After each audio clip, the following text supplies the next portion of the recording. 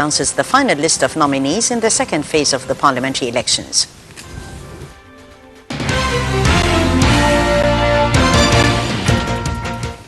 Welcome back. The news in full. In his speech before the 20th Cultural Seminar of the Armed Forces dubbed October the Will and Challenge, President Abdel Fattah al-Sisi urged the people to wait for the outcome of an investigation to determine the exact causes of the crash of the Russian plane that crashed over Sinai, killing all 224 people on board.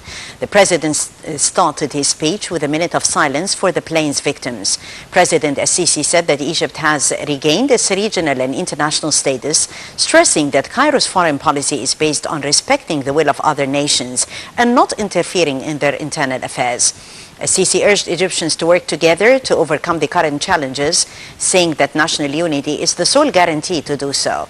The head of state tackled efforts exerted by the state to maintain security and stability and eradicate all sorts of terrorism, saying the government is keen on achieving development and security. Regarding gas supplies, Sisi said that at the end of November will all the factories have their gas needs. He added that by the end of November, the state will intervene to reduce the high prices of all the basic goods.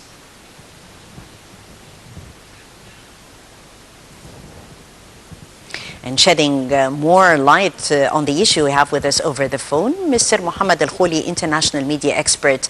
Good afternoon to you, sir. And Mr. Khouli, the President tackled a number of issues. The main highlights of the address was mainly issues that tackle the Egyptians' daily lives, like facing the challenge of overpopulation and also stressing on the needs like electricity and the prices. What more? What were the main important highlights of the address?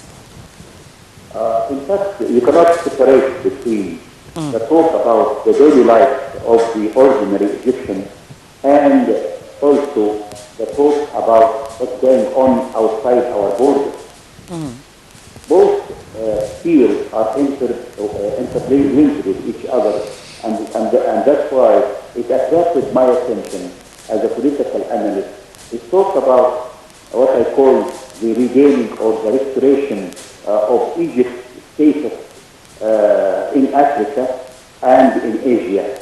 Yeah. And that was demonstrated by the President's attendance and his speech in the event which took place in India last week, which was the Forum, Indian and African Forum. Because if you want to improve, ameliorate the daily life of the ordinary Egyptian, you have to have a lot of projects inside and outside our country, and Africa is the priority, in my opinion, for Egyptian investments and Egyptian efforts and Egyptian missions in agriculture, in industry, in other things, like other countries which are now working very hard in Africa, among whom there is India, China, Brazil, and other countries. Right. Mr. Mohammed, the President mentioned the challenge of overpopulation. In what way can we face this challenge but with ideas out of the box? Yes, you say out of the box. Inside the box itself, there is the family control. That's something which was followed in Egypt, let's say 2-3 decades before, and then it was abandoned or neglected, and we have to have a kind of national debate, national discourse about containing or controlling the rate of population growth in order to, first of all, to improve the lives of people who are now living, and especially the younger generations. And in the same time, we don't have to have a lot of children, and then we'll be unable to cater for their life. Especially, their life now is not only the life of my generation, let's say, who have flourished in the 60s or in the 50s. No, they will flourish in the third millennium, and they have to have a lot of demands which are unexpected. We have to be very cool, very sane, very rational in tackling our population problem, which is the root, in my opinion. It is the root of all our problems, especially Egypt, let us say, will be frank, is a country with some, let's say, limited resources as far as water is concerned, as far as agriculture is concerned, and so forth.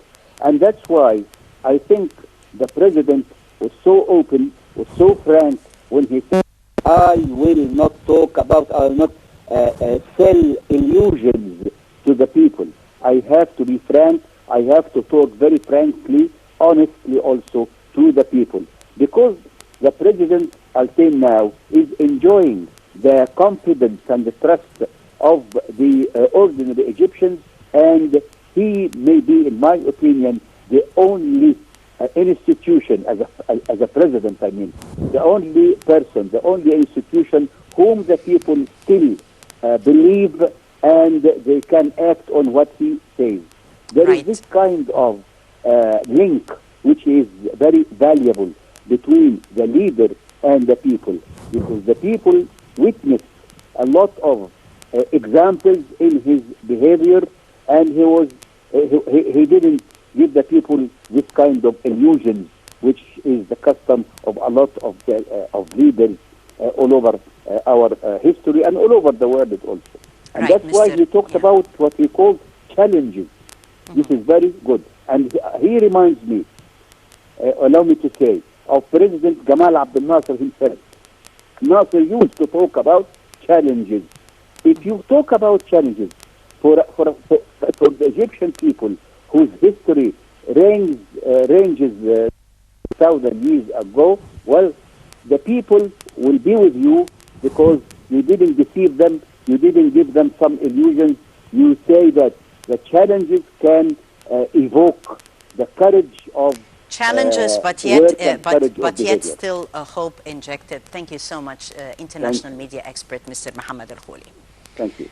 President Sisi met on Monday with the head of the Armed Forces Financial Authority and head of the National Service Projects. In the meeting, the president approved a plan to build a huge phosphate fertilizer complex in Ain al-Sukhna area using Italian, Spanish, and Chinese technologies, with the main aim of covering the needs of the local market and exporting the surplus. The complex will include 9 mega factories with a capacity production of 1 million tons a year. The project will be implemented under the supervision of Al Nasr Company. And a plane carrying the remains of scores of people killed when a Russian airliner crashed in Sinai landed in St. Petersburg earlier Monday. The plane, the first to bring back the bodies of those who died when Russian airline flight 9268 crashed in Sinai, had arrived in Volkovo airport of the country's second largest city at 300 GMT. The Russian officials confirmed that 144 bodies were on board of the plane. Details. Remains of 144 people killed when a Russian airliner crashed in Egypt landed in St. Petersburg early on Monday, hours after investigators probing the doomed flight said it had broken up in the air. The emergency Russian plane, the first to bring back the bodies of those who died when the Airbus 321 plummeted from the sky above the Sinai Peninsula, arrived in Pulkovo airport of Russia's second largest city. A second plane carrying the victims of the Russian passenger jet crash is set to leave Egypt Monday evening, Russian officials said, as relatives prepared to identify the remains of their loved ones in St. Petersburg.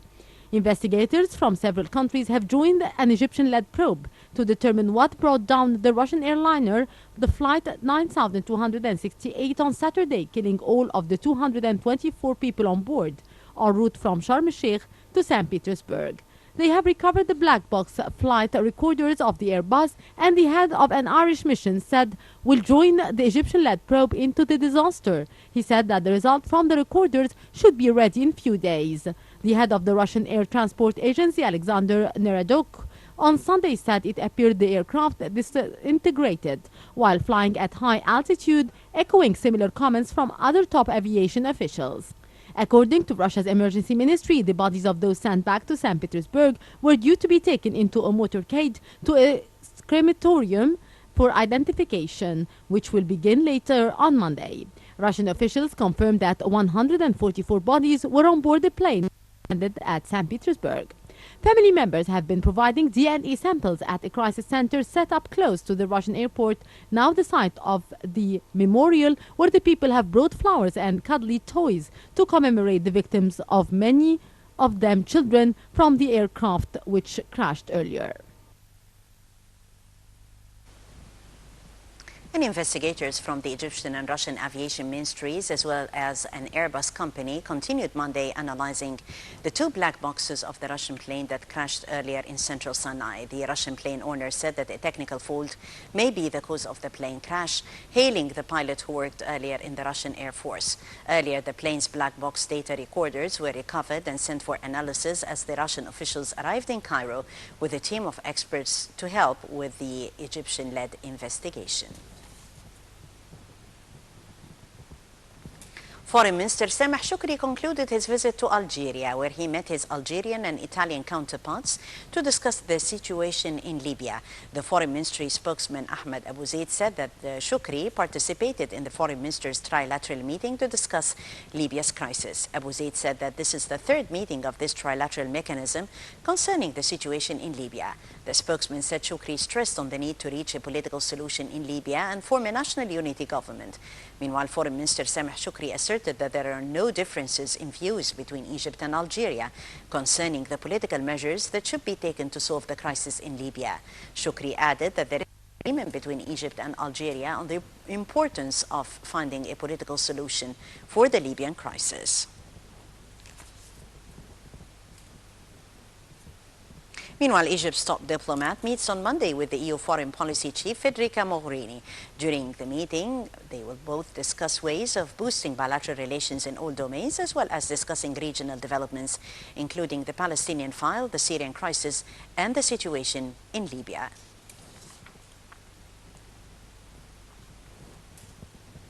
And the High Elections Committee announced the final lists of the nominees in the second phase of the parliamentary elections. The spokesman of the High Election Committee, Councillor Omar Marwan, said that campaigning starts once the final list of the nominees is released until the 20th of November. And a Palestinian was shot dead on Monday by the Israeli occupation forces in the West Bank. The Israeli police claimed that the man tried to stab an Israeli soldier at a border crossing in the northern West Bank. Police added that a second Palestinian, allegedly an accomplice, was arrested. 9 Israelis, 69 Palestinians, around half of them, and an Arab Israeli, have been killed in a wave of violence